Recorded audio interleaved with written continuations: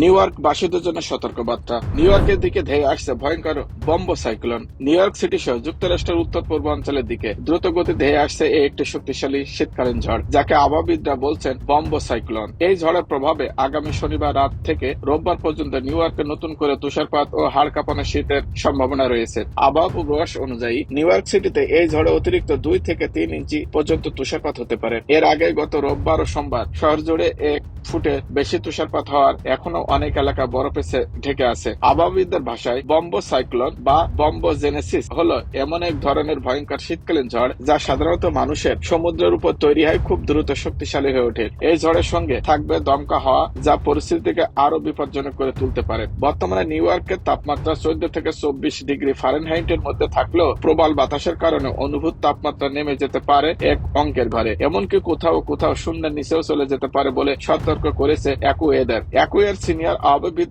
Mat bench বলেন, ঝড়ের গতিপথ যাই হোক না কেন, রোববার দিনটি হবে অত্যন্ত ঝোড়ো, বিশেষ করে নিউ ইয়র্ক সিটির পূর্ব দক্ষিণাঞ্চলে। তবে স্বস্তির বিষয় হলো এই ঝড়টি গত সপ্তাহের ভয়াবহ তুষার ঝড়ের মতো মারাত্মক নাও হতে পারে। নিউ ইয়র্ক সিটিতে রোববার পিচ্ছিল রাস্তার সমস্যা তৈরি হলো বড় ধরনের যাতায়াত বিপর্যয়ের আশঙ্কা কম, যদিও না ঝড়ের গতিপথ হঠাৎ পশ্চিম দিকে সরে যায়। তবে শহরের পূর্ব দিকে লং আইল্যান্ড পরিস্থিতি আরো খারাপ হতে পারে, যেখানে 6 ইঞ্চি পর্যন্ত তুষারপাত এবং উত্তর ও দক্ষিণ ফর্ক এলাকায় হোয়াইট আউট ব্লিজার্ড পরিস্থিতি তৈরি হওয়ার আশঙ্কা রয়েছে।